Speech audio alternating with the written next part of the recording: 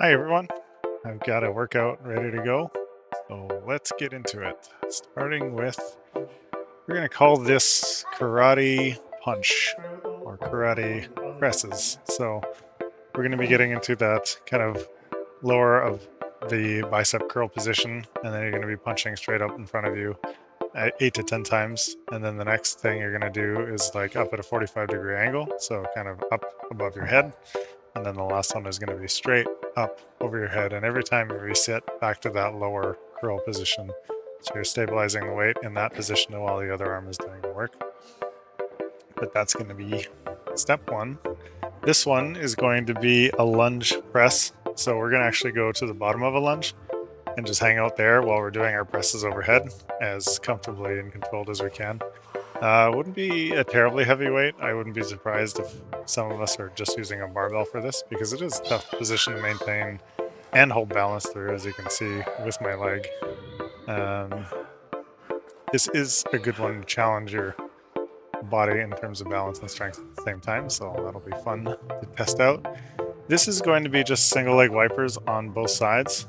So you're going to kind of pull up just enough to turn your leg up and over and then kick as far as you can on the same height as your hands on the opposite side each time.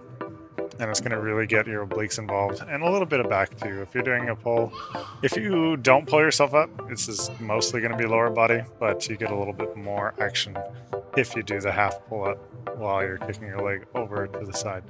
So that's going to be the core. And then this will be the meat, which is incline press on the bench.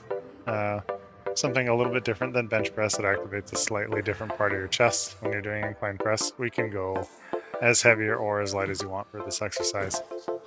Generally, incline press, you can't push as much as you can with a flat bench just because it's a little bit tougher. The muscles are a little bit smaller that are being activated.